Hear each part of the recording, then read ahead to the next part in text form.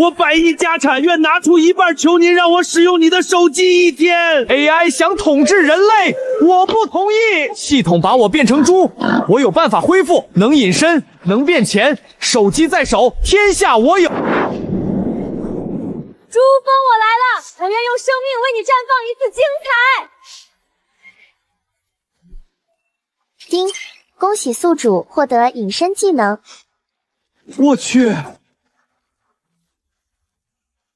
我能隐身了，太爽了！妈妈，我的糖葫芦自己飞起来了，还少了一颗，有鬼啊！可能是路过的神仙馋了，吃了你一颗。滚远点儿！谁踹我？我现在隐身了，那是不是吃什么东西都不用付钱呢？我以隐身状态走在步行街，身边人来人往，却没有一个人能看见我。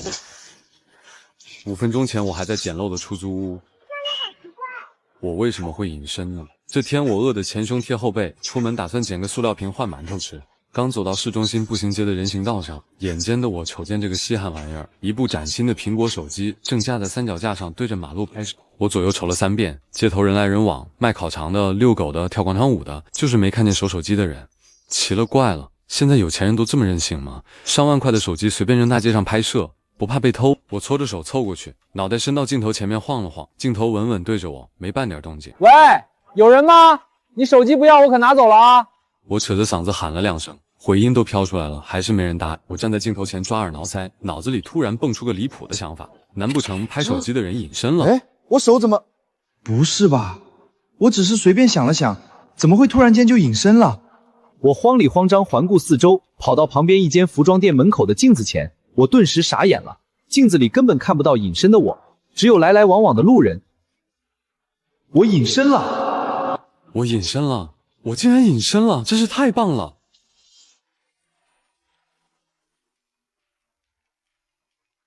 这风太大了，差点把我吹倒。隐身太好玩了。前面有个零食铺子，要不我进去拿点零食吃，就一点点。我王大筹活了28年，从没像现在这么扬眉吐气过。隐身加持，我感觉自己就是整条街最靓的仔，天上地下唯我独尊。别说零食铺，就算是金店我都敢闯一闯。我在零食店里昂首挺胸，眼睛放光，左手抓包，右手抱2袋，胳膊肘还夹着一包巧克力。环绕镜头看是我怀里堆的像座小山，连收银台都不看，直接扭头就外走，反正没人看得见我，付什么钱？白嫖才是屌丝的终极浪。就在我一只脚已经踏出店门的时候，一只强有力的大手突然死死按住了我的肩膀。先生，等一下。一个冷冰冰的声音在我背后响起。等一下。一个冷冰冰的声音在我背后响起，是零食店的店员。我浑身汗毛瞬间竖起来，僵硬的转过头，脸上醉着比哭还难看的笑，不敢置信的指着自己的鼻子。你能看见我？店员一脸看傻子的表情盯着我。我又不瞎，这么大一个活人站在这儿，我看不见你。店员翻了个白眼，伸手在我眼前晃了晃。干啥？你还没付钱，想跑单？我彻底懵了。刚才在大街上，路人看不见我，小朋友看不见我，连墨镜大哥都看不见我，怎么偏偏这个店员能看到我？我的隐身超能力失效了！快付钱，别在这里装傻！我欲哭无泪，看着满地零食，只能尴尬的陪笑。付，我马上付。刚才跟你开玩笑呢，哈哈。我磨磨蹭蹭从口袋里摸出仅有的几块钱，心疼的滴血。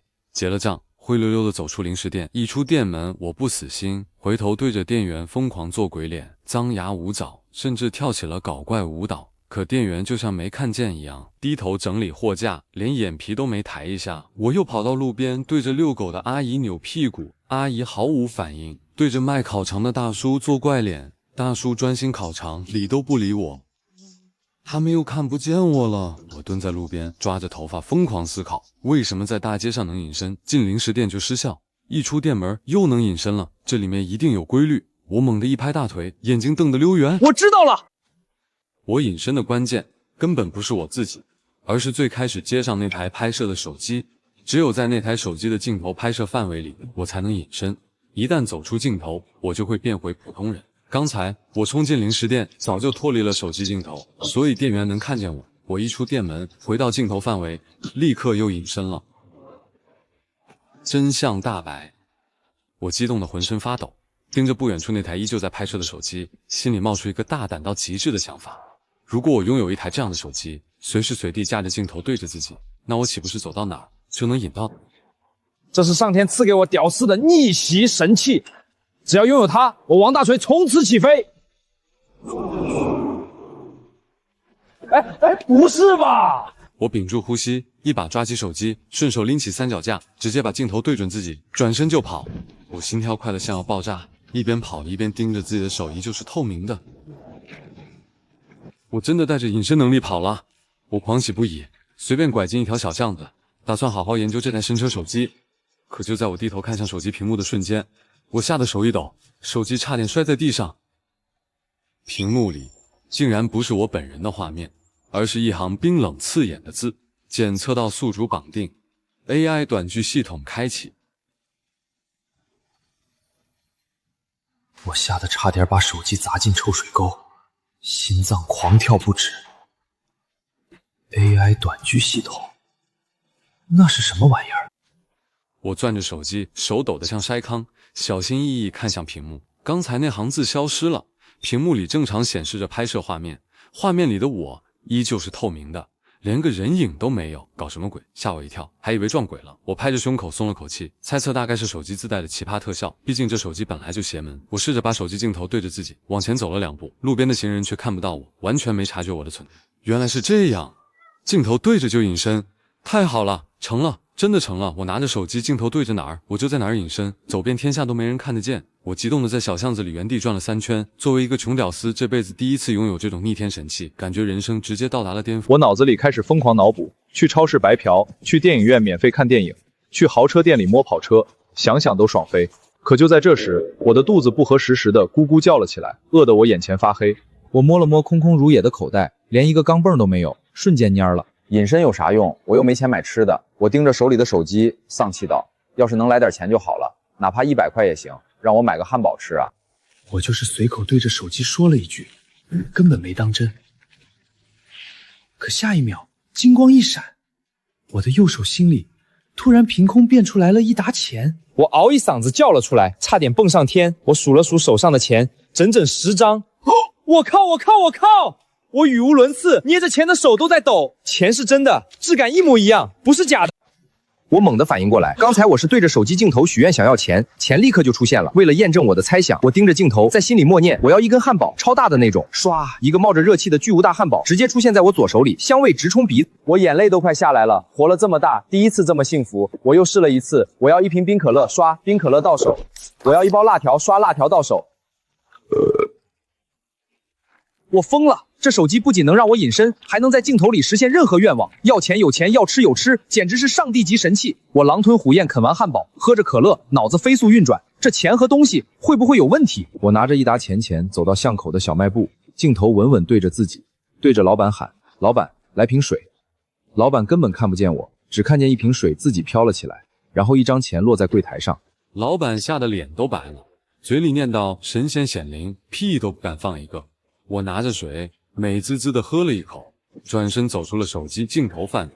诡异的一幕发生了，我手里的水瞬间消失，柜台上的钱也没了，连我嘴里的甜味都荡然无存。我愣在原地，差点噎住。我赶紧走回手机镜头里，再次许愿拿钱，钱又出现了。我一出去，立刻消失。我终于明白了这手机的终极规则：一，只有在镜头范围内，我能隐身，许愿能成真；二，镜头里变出来的钱物品只在镜头内有效；三，一旦走出镜头，一切归零，回到现实。合着这手机就是专门让人在镜头里拍电影当主角的，在镜头里我就是神，出去就是穷屌丝。虽然有局限，但对我来说已经足够逆天了。我笑得合不拢嘴，一个惊天大计划在我脑子里诞生。开始，我要用这台 AI 手机拍属于我自己的短剧，当全世界最牛的导演和主角。我越想越激动，拿着手机就往家走，打算好好规划我的逆袭人生。可我刚走到家门口，一抬头，整个人瞬间僵在原地，冷汗顺着后背狂流。家门口站着3个穿着黑西装、戴墨镜的壮汉，眼神凶狠，正死死盯着我手里的手机。我吓得腿肚子一转，差点当场跪下。这3个人一看就不是善茬，浑身散发着杀气，黑西装墨镜，跟电影里的杀手一模一样。他们怎么会在我家门口？他们要干什么？我下意识把手里的手机往身后藏，心脏提到了嗓子眼儿。为首的壮汉向前一步，声音冷得像冰：“把东西交出来。”我没有什么东西，我听不懂你在说什么。别装糊涂，那台 AI 拍摄手机是我们的东西。我强装镇定，腿抖得像筛糠。壮汉眼神锐利，直接盯着我藏手机的手。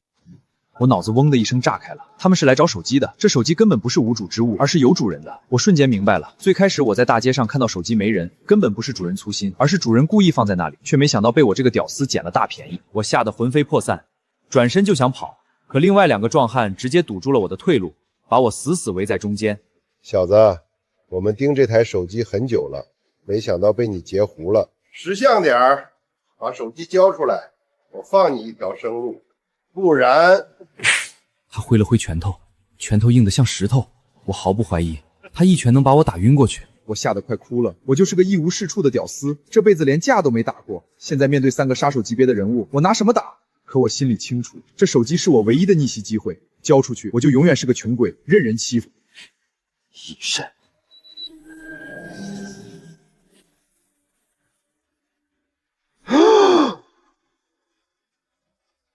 人呢？人呢？人呢？刚还在这儿。摸仔细点，别给我装样子！他娘的，这到底是人是鬼？他们在我身边转来转去，伸手乱摸，却连我的一根头发都碰不到。我躲在原地，捂着嘴偷笑，差点笑出声。跟我斗，你们还嫩了点儿。我打算趁机溜走，贴着墙根一点点往旁边挪，只要跑出这条巷子，我就能安全了。你以为只有你会用这台手机？天真。可就在我快要成功的时候，为首的壮汉突然冷笑一声，掏出了一个黑色的遥控器，按了下去。嗡，一股奇怪的波动从遥控器里散开。我突然感觉浑身一热，下一秒，身体直接凭空显现出来。目标，轻轻锁定，暴露在3个壮汉面前。找到了，他们狞笑着朝我扑来。别跑，抓住他！我吓得魂都飞了，玩命往前跑，嘴里大喊：“救命啊！杀人啦！”可这条巷子偏僻得很，连个路人都没有。我的呼救声石沉大海。为首壮汉追上来，一把抓住我的后衣领，像拎小鸡一样把我拎了起来。我挣扎着乱踢，却根本没用。小子，敢抢我们的东西，你胆子不小。这台 AI 手机是我们老板花10亿研发的超级 AI 短驱系统，你一个屌丝也敢觊觎？壮汉盯着我，眼神凶狠。我惊呆了，10亿研发超级 AI 短驱系统，这手机竟然这么牛逼，我还以为只是个普通的怪手。壮汉伸手就要抢我手里的手机，我死死抱着不撒手，拼命反抗。就在手机要被抢走的瞬间，我急声生智，把镜头对准壮汉，在心里疯狂许愿，我要让他动不了。唰，金光一闪，原本抓着了我的壮汉，突然像被定身法定住一样，一动不动，眼神僵硬，彻底僵在原地。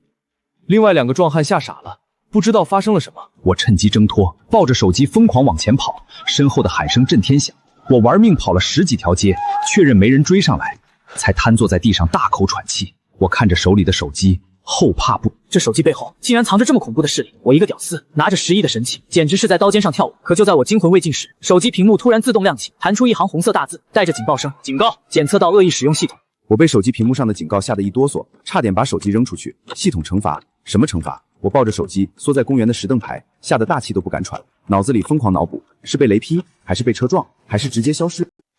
越想越怕，我眼泪都快出来了。我错了，我错了，我再也不乱用了，别惩罚我啊！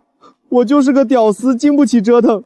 我对着手机疯狂道歉，卑微的像个孙子。可屏幕上的红色警告越来越刺眼，警报声越来越尖锐。下一秒，手机猛地发出一道光光，直接照在我身上，感觉浑身骨头都在错位，皮肉在扭曲，疼得我满地打滚。我感觉自己的身体在缩小、变圆，耳朵变大，鼻子变长，手脚变短。这种痛苦持续了10秒钟，然后戛然而止。我瘫在地上，喘着粗气，浑身酸痛。我下意识低头看自己的手，不看还好，一看我直接崩溃大哭，我的手不见了，取而代之的是一只胖乎乎、粉嫩嫩的猪蹄。我再看自己的身体，圆滚滚的，浑身是毛，短腿短尾巴，一张大猪脸。我竟然被系统惩罚成了一头猪。我想说话，可嘴里发出来的只有哼哼哼的猪叫声。我绝望了。我王大锤虽然是个屌丝，但好歹是个人，现在竟然变成了一头猪。这要是被人看见，直接拉去屠宰场宰了做红烧肉。我拼命挣扎，想站起来，可猪腿根本不听使唤，走两步摔一跤，狼狈不堪。系统，我错了，我再也不敢了，你把我变回来，求求你了！我在心里疯狂呐喊，可除了猪叫，什么都发不出来。就在我绝望到想死的时候，我突然瞟到了旁边的手机，镜头还对着我。我猛地想起手机的逆天功能，镜头内许愿就能成真。我眼睛一亮，像抓住了救命稻草。我用猪头拱了拱手机，把镜头稳稳对准自己，在心里用尽全力许愿，我要变回来，变回人类，立刻马上！1秒、2秒、3秒，没反应。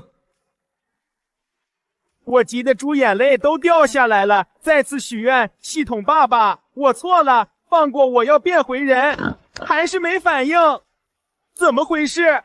许愿失效了。我快要疯了，难道我这辈子都要当一头猪了？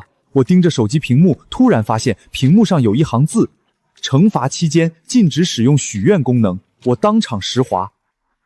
惩罚期间连愿望都不能许了，那我什么时候才能变回来？我绝望地趴在地上，看着自己的猪身子，想死的心都有了。就在这时，远处传来了脚步声，还有狗叫声。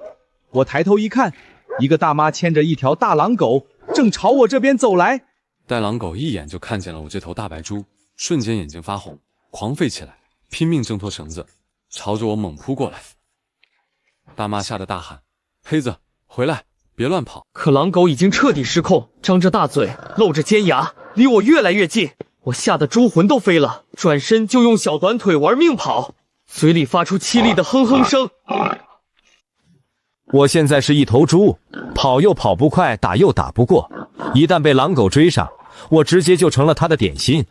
我一边跑一边回头，狼狗的口水都快溅到我身上了。就在狼狗马上要咬到我猪屁吧的瞬间，我突然脚下一滑，一头撞在了手机三脚架上，手机啪嗒一声掉在地上，镜头正好朝上，对着天空，而我刚好滚出了镜头范围。下一秒，神奇的事情发生了。刚才那一幕，我到现在腿还在发软。一头狼狗红着眼朝我扑过来，我那时候还是一头猪，小短腿跑都跑不快，眼看就要被一口咬在屁股上。我慌不择路，一头撞翻了三脚架，连人带猪滚出了手机镜头范围。就在那一瞬间，一股热流涌遍全身，骨骼咔咔作响，眼前一花，我变回来了，手脚正常，身材正常，脸还是我那张普通屌丝脸。我当场愣在原地，摸了摸自己，又掐了一把，疼得龇牙咧嘴，真的变回来了。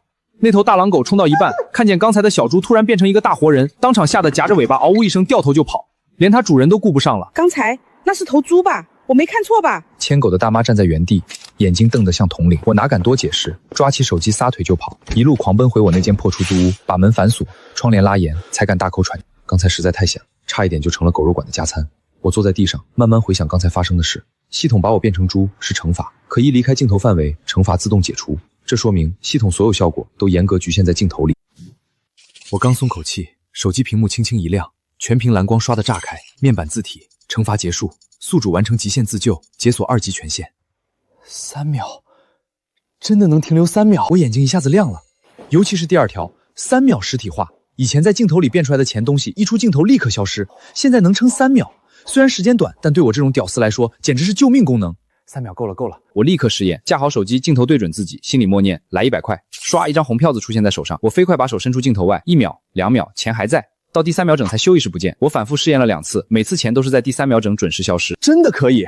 我激动的差点蹦起来。3秒钟足够我买个包子，买瓶水，甚至偷偷塞进口袋，再快速缩回镜头里来回刷。一个大胆的计划在我心里成型，我要用这台手机拍短剧当网红，赚钱逆袭。但我没忘记，之前那几个黑衣壮汉还在找我，这手机来路不明，肯定麻烦不小。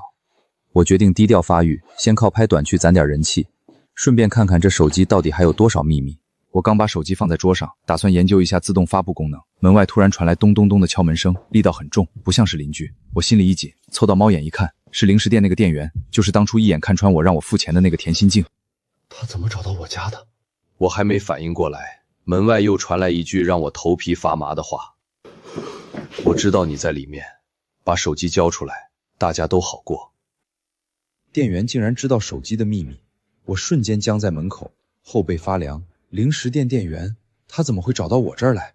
他怎么知道我有手机？我屏住呼吸，不敢出声，假装家里没人。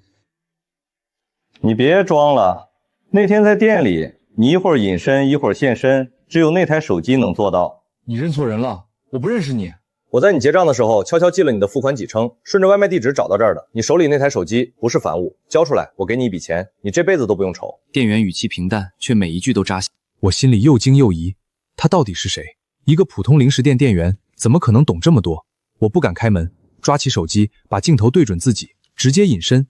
就算他闯进来，也看不见我。门外沉默了几秒，然后传来开门的声音。他推门走进来，四处张望，目光扫过房间每一个角落。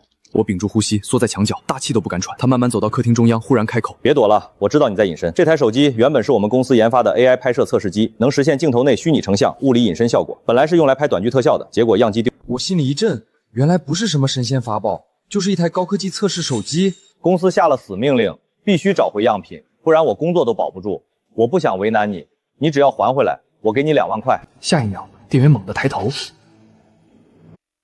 ，2万块。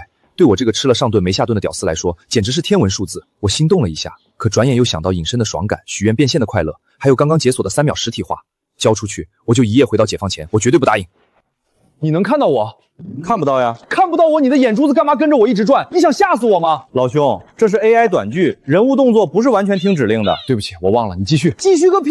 给你一打断，我台词都忘了。这部手机对我也很重要，要不这样吧，我送你一样东西，你也别要我的手机了。这也太美了吧！别把我带偏了，咱们继续按剧本走。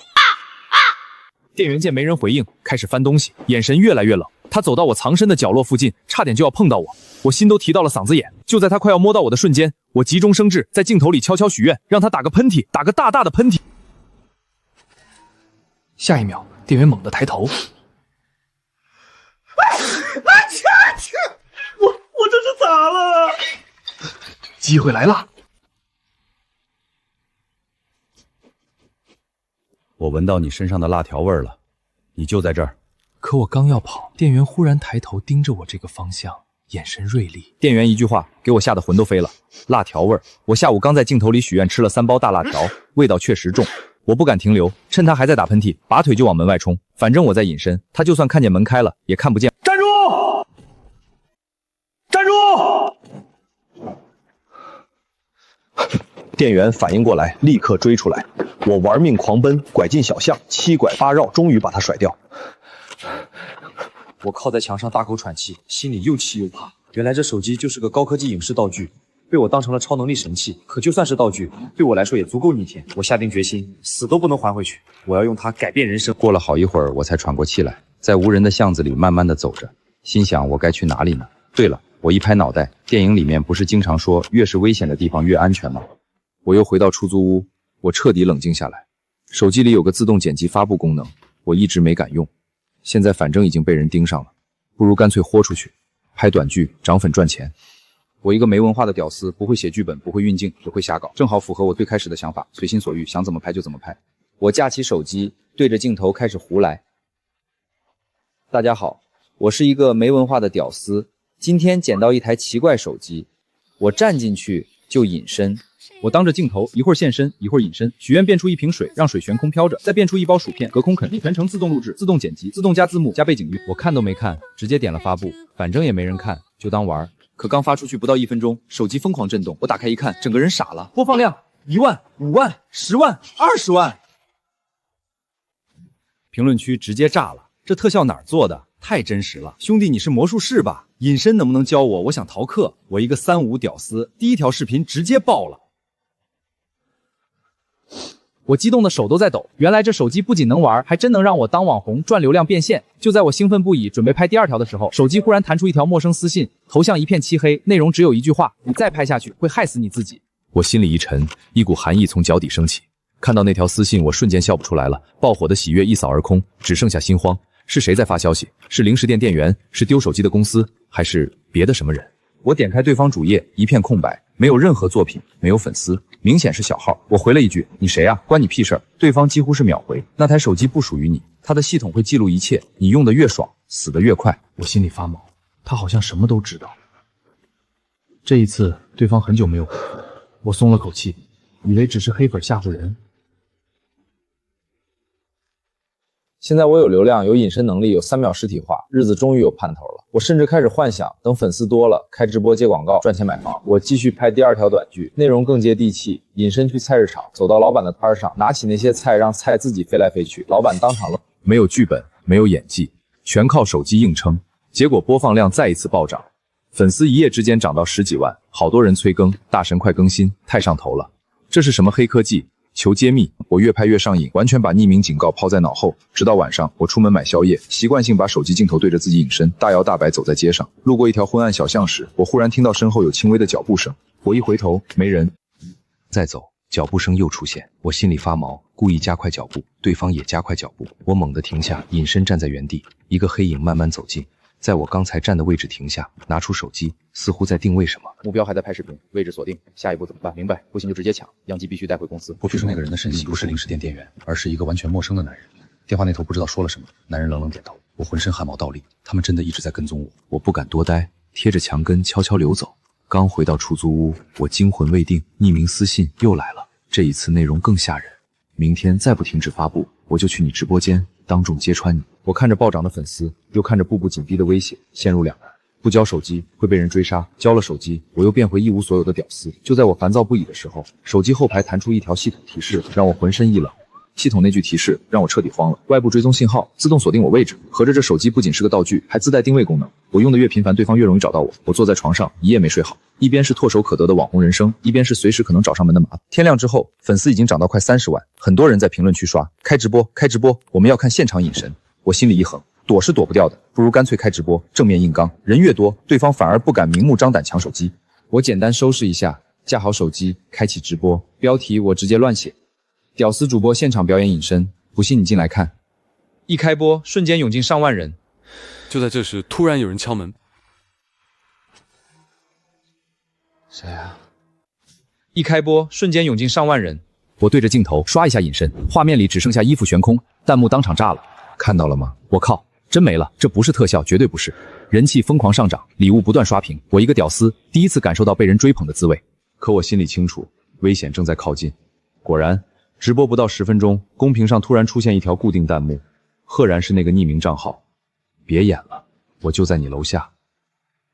我心里一紧，强装镇定继续表演。我许愿变出一杯可乐，隔空喝给观众看。直播间热度再上一个台阶。有人来了，谁呀？主播小心。我握着手机，手心全是汗。我知道，门外的人就是一直警告我、追踪我的人。他终于找上门了。谁啊？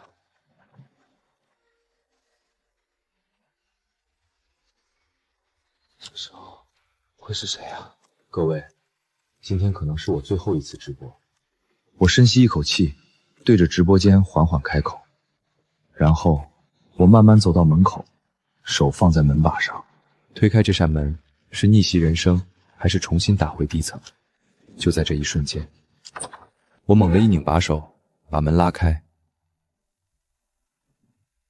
门外站着的人让我当场愣住，不是黑衣壮汉，不是零食店店员，而是一个我完全想不到的人。我把门拉开，门外站着的人让我当场愣住，不是黑衣壮汉，不是零食店店员，而是一个长发披肩的漂亮女生，看着也就23、24岁，手里还拎着一袋没吃完的煎饼果子。她上下打量我一眼，表情像是在看一只实验室里跑出来的小白鼠。我还没反应过来，她直接挤进门，反手把门锁上，把煎饼果子往桌上一扔，动作行云流水。我警惕地往后退，她用手撩了一下长发，目光扫过我这间破出租屋，最后落在我手里的手机上。我叫林小棠，那台手机是我参与设计的。你是公司的人？曾经是，3个月前我辞职了，因为我发现了一些不该发现的东西。我脑子嗡一声炸了，他语气平淡，像是在说今天天气不错。他掏出自己的手机，和我手里这台一模一样。这手机根本不是用来拍短剧的。他盯着我的眼睛，我听得。它真正的名字叫现实编辑器。你在镜头里看到的隐身、许愿、变东西，都只是最表层的娱乐功能。它的核心能力是修改现实。修改现实？修改现实？什么意思？你看那棵树。林小棠指了指窗外，他举起自己的手机，镜头对准窗外一棵梧桐树，在屏幕上点了几下。下一秒，那棵树的树叶全部变成了红色，瞬间从夏天变成了秋天，我下巴差点掉地上。这只是视觉层面的修改，更深层的功能是修改物理规则，比如让水往高处流，让重力消失，甚至让人凭空消失。消失？那我之前隐身，我咽了口唾沫。那只是光线折射，小儿科。真正的消失是直接从现实中抹除，谁都记不起你存在过。这家公司正在用这种技术做见不得人的事。林小棠冷笑一声，我后背一阵发凉。他们找你回收手机，不只是因为丢了一台样机，而是因为这台手机里存着他们所有的核心数据。谁拿到这台手机，谁就掌握了他们的犯罪证据。突然，楼下传来急促的刹车声，林小棠脸色一变，快步走到窗边往下看了一眼。保安组到了，比我想的快。你现在有2个选择：第一，把手机交给我，我假装回收成功，你继续当你的屌丝；第二，跟我合作，我教你真正用好这台手机，然后剧情面拿上密密麻麻全是代码，上我一个字都看不懂。选吧，3秒。3、2。选2，但你要是坑我，我做鬼都缠着你。我一咬牙，把手机往他手里一送，林小棠嘴角一翘，飞快在我的手机上点了几下，屏幕闪过一行字：走。干嘛？让你见识一下什么叫真正的隐身。他举起2台手机，同时对准我和他自己，在屏幕上飞速操作，一道肉眼可见的光波从2台手机里扩散出来，笼罩住我们全身。我低头一看，不只是看不见了，我整个人像是变成了空气，连影子都没有。跳！这是6楼。他没理我，直接拉着我翻过阳台栏杆跳了出去。我们没往下掉，我们悬浮在空中。我操！我腿都软了，死死抓着他的胳膊。他面不改色，若无其事的在空中漫步。楼下3个黑衣壮汉冲进了我的出租屋，在里面翻箱倒柜。他们走来阳台上，我们悬浮在他们头顶正上方。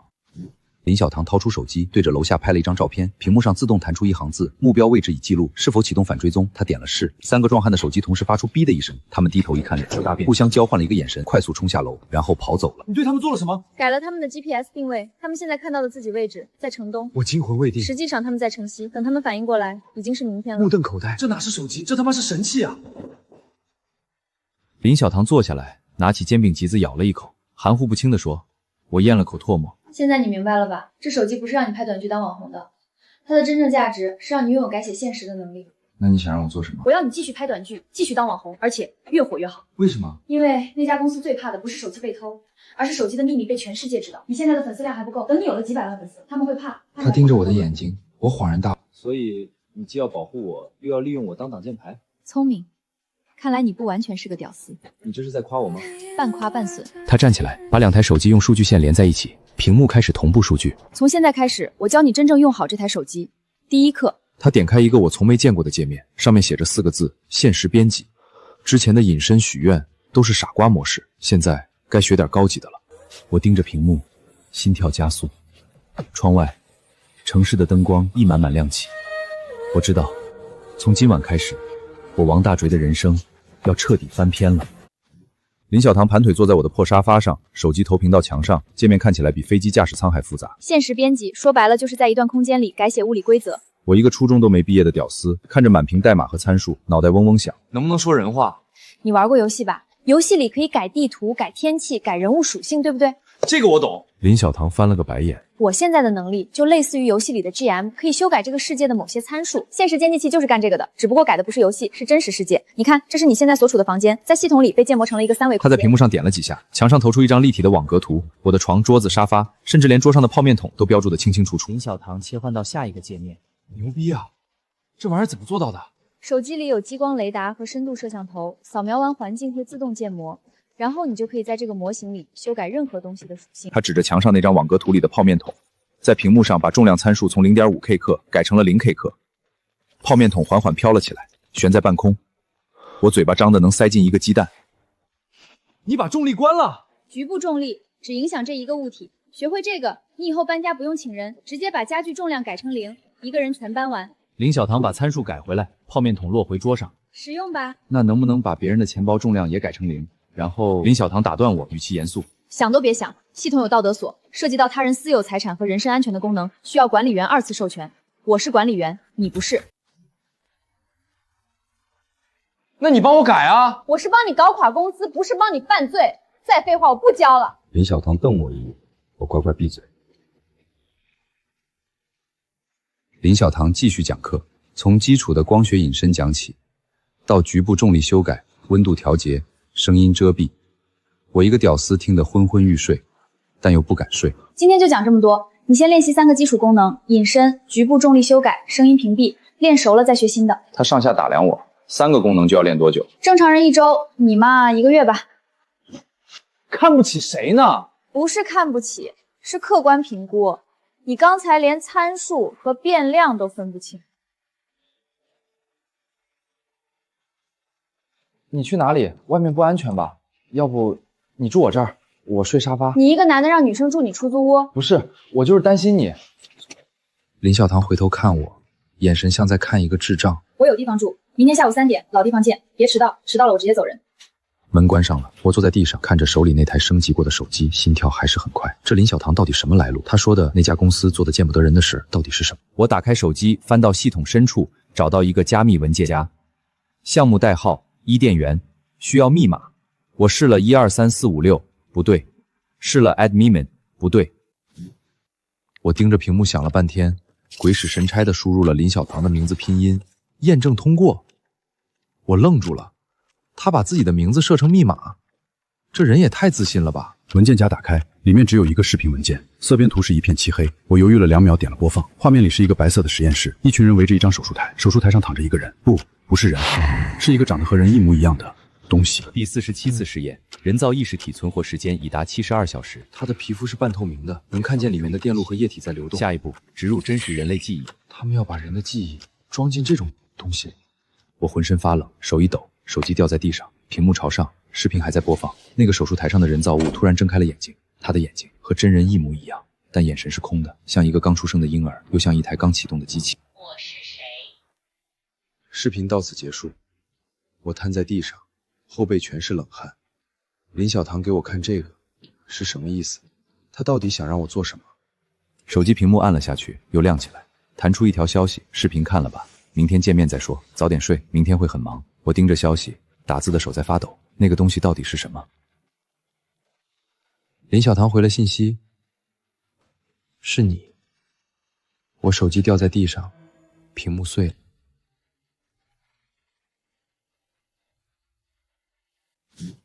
我一整夜没睡着。林小堂那句是你像魔咒一样在脑子里转了1万遍。我是人造的，我是个实验品，我28年的记忆全是假的。天一亮我就爬起来，对着镜子看了半个小时，脸还是那张脸，鼻子还是那个鼻子，怎么看都是个活生生的人。但视频里那个半透明的人造物确实和我有几分相似，尤其那个眼神，那种迷茫的空荡荡的眼神，和我照镜子的时候一模一样。不可能。我掐了自己一把，疼得龇牙咧嘴。疼就是真的，对吧？人造的东西会疼吗？我掏出手机，碎了角的屏幕亮起来，林小堂的消息已经发了3条。我在老地方等你，来吃早餐。我随便套了件衣服就冲出门。老地方是我家楼下巷子口的早餐摊。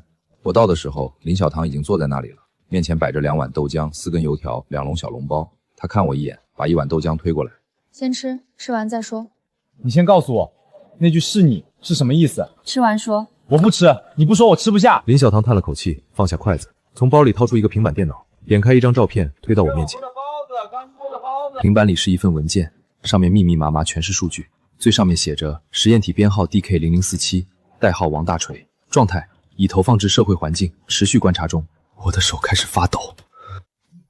DK 是你的代号，47是实验次数，你是第47个。第47个什么？人造意识体。你不是真人王大培，你是公司用 AI 和生物技术制造的仿生人。林小堂看着我的眼睛，我大脑一片空白。你的记忆是植入的，你的身体是合成的。你所谓的28年生是公司为了测试你而编写的剧本。你以为你是个屌丝，那是因为他们故意把你设置成屌丝。他们要测试一个低配置的仿生人能不能在真实社会里存活。低配置？我差点气笑了。我他叉叉的还是个低配版。这不是重点。这怎么不是重点？我连仿生人都不是高配的。我拍桌子站起来，早餐摊老板被吓了一跳，端着碗的手一抖，稀饭洒了一桌。你能不能冷静点？我很冷静，我就是想确认一件事儿。什么事儿？我到底是不是人？林小堂沉默了，沉默比任何话都可怕。你是人。过了很久，他开口了，声音很轻。你是人，不是因为你的心身体是血肉还是电路，是因为你能感觉到疼，能感觉到饿，能感觉到害怕。你昨天晚上睡不着，那是因为你在思考自己的存在。一个机器不会思考这种事。那你呢？你是真人吗？林小棠愣了一下，然后笑了。她掀起袖子，露出手臂内侧，皮肤下面有一块微微发光的蓝色电路，像纹身一样嵌在血管旁边。我也是实验体，我是第12号，12年前投放的。我彻底傻了。所以，你帮我，是因为你和我一样？不全是，我帮你是真的需要你。我一个人对付不了这么庞大的公司，我需要一个搭档，一个同样了解这台手机，同样有动机反抗的人。他看着我，而且眼在脸上，我不想让你像我一样，花了10年才搞清楚自己是。我不知道说什么，我端起豆浆，一口干了，烫的眼泪都出来了。行，我帮你，但我有个条件。什么条件？等高考那家公司，你要帮我一件事。什么？我的记忆里有个女人，她说她是我妈。我想知道她是不是真的。我低下头。林小棠看着我，沉默了很久。好，成交。我握住她的手，她的手是暖的，真人的温度。现在你知道了真相，计划也得升级。林小棠吃完最后一颗小笼包，在平板电脑上打开一个思维导图。我看着满屏的箭头和方块，头都大了。你就直接说要我干什么？继续拍短剧，但要换内容。你现在有30万粉丝，数量够了，但质量不行。关注你的都是来看热闹的，不是来帮你搞事情的。所以我们要钓鱼。公司的人一直在盯着你，但他们不敢公开动手，因为怕引起舆论。那我们就逼他们动手，让他们在公开场合露出马脚。他在平板上画了一条时间线，第一阶段拍短剧，内容越来越离谱，暗示手机有超能力，吸引公司和公众。第2阶段直播预告，说要揭露一个天大的秘密，制造悬念。第3阶段开直播，当着几万人的面把手机的部分功能展示出来，不是隐身那种小儿科，而是能明显看出这不是特效的功能。公司看到你在直播里揭露手机的秘密会怎么做？派人来抢。没错，但这次不一样，你是在直播，几万人在看，他们如果当众抢手机，就等于不打自招，所以他们只能派一个人来，假装成普通人，混进直播间，用温和的方式把手机弄走。然后呢？然后我们就等着，我会提前在手机里植入追踪程序，不管谁拿走了手机，我们都能找到他们大本营。你这是拿我当诱饵，就是诱饵。不然你以为我教你用手机是为什么？因为你那张脸一看就是个容易上当的屌丝，公司的人不会起疑心。你这话我怎么听着这么难受呢？别难受了，走吧，回你屋，我教你几个新功能。这次要拍的东西比隐身迅爆多了。林小棠站起来，把煎饼果子袋子扔进垃圾桶。回到出租屋，林小棠打开手机的高级功能界面。今天教你3个新技能。第一，局部时间暂停。时间暂停。局部是局部。我差点从沙发上跳起来。只能暂停一个很小区域的时间，大概一个立方体那么大，持续时间不超过3秒。而且只能暂停非生用体。那有什么用？都出大了。林小棠走到窗边，拿起桌上一个杯子扔到空中，杯子刚飞到最高点，她按了一下手机，杯子停住了，悬在半空一动不动，像是被一只看不见的手捏住了。3秒后，杯子落下来，在地上摔碎了。我愣在原地。拍视频的时候，你可以让水停在半空，让落叶悬浮，让蕊滴静止，观众一看就知道这不是特效能做到的。第2呢？特效可以做出来，但做不到这种真实感。林小棠捡起碎片扔进垃圾桶。第2，镜像世界。你可以创造出一个和现实一模一样的虚拟空间，但在里面做任何事情都不会影响现实。简单说就是 VR， 但逼真到分不清真假。第3呢？林小棠切换到下一个功能。第三是读心术。什么？不是真的读心，是读取对方的表层意识，就是对方当前在想什么，不超过3个词，而且准确率只有60%，经常出错。他赶紧补充，才60%。那也挺牛逼了，教我这个。你先学会前2个再说。局部时间停和镜像世界够你拍3条爆款视频了。读心术需要更高的权限，我现在不能给你开。为什么？对于我这个疑问，林小棠直接白我一眼。因为读心术会消耗你的生物能量，用1次你会头晕，用2次你会流鼻血，用3次你会昏过去，而且醒来之后会丢失一部分记忆。他抬头看我，我打了个寒战，不学了。那算了，我还是先学前2个吧。接下来的3天，我像打了鸡血一样疯狂练习。局部时间停比我想象的难，3秒钟的时间窗口，我必须精确计算物体的运动轨迹，在正确的瞬间按下暂停键。前20次练习，我砸碎了7个杯子、4个碗、1台风扇，还把1盆水倒在了自己头。你是我见过最笨的学生。那你见过几个学生？就你1个。那我还是第1名呢。林棠说完，递了一张纸巾给我，他说了句：“汗水都挡住眼睛了。”镜像世界倒是容易得多。我发现自己有一种天赋，在这个虚拟空间里，我能随心所欲地创造东西。高楼大厦、豪车美女、奇幻森林、想到什么就能变出什么。你以前是不是做过梦？谁不做梦啊？我还记得我14岁那年第一次梦到你这个人真污。林小棠看着我在镜像世界里搭建的一座城堡，表情有点意外。她抿了抿嘴，白了我一眼。不是那种梦。我是说，你是不是经常在脑子里想象一些东西？比如你有了钱之后会做什么，住什么样的房子，开什么样的车？你怎么知道？因为你搭建镜像世界的方式不是通过学习，而是通过本能。这说明你的大脑一直在训练这种能力。公司把你设计成屌丝，但你的底层代码比他们以为的要强大得多。所以我是高配的。你听人说话能不能别只挑好听的听？他顿了顿，声音低了下去。我不知道他在说什么，但听起来像是在夸我。第3天晚上，我拍了第1条升级版短剧，内容很简单。我站在公园里，头顶有一片落叶飘下来，我伸手一指，落叶停在半空，3秒后才继续落下，全程一镜到底，没有任何剪辑痕迹。林小棠帮我配了标题。我的手机好像不只是能隐身，它能暂停时间，发布之后不到1小时，播放量破100万。评论区彻底疯了。屏幕滚动的评论区里，一条带着漆黑头像和乱码 ID 的留言突然刺入眼帘。林小棠的瞳孔骤然亮起，像猎人锁定了猎物，指尖迅速截图，嘴角勾起一抹冷冽的笑，上钩了。谁上钩了？你很快就会知道了。我一愣，追问的声音带着急茬。林小婷神秘一笑，眼底藏着未说尽的话，转身时发梢扫过屏。那条神秘评论发布后，我的手机开始变得不对劲，屏幕时不时自动亮起，跳显着看不懂的数据局。有天半夜醒来，手机正对着我的脸，摄像头红灯亮着，像只窥视的眼睛。第2天我问林小棠，她检查完手机日记，脸色凝重，话语顿在半空。她在干什么？公司在远程唤醒手机里的后门程序，他们知道你手里的不是普通样机了。我后背一凉，那些隐身、许愿的能力难道都要消失？想远程锁定系统，清除你的个性化记忆模块。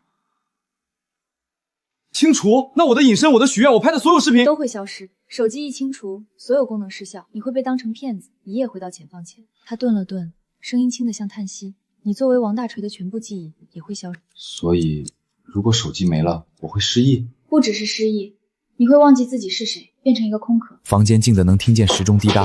我猛地站起，现在就直播，今天就揭露他们。不行，准备不充分，而且你还有些技能没学会。什么技能？极限环境下的系统稳停，跟我来。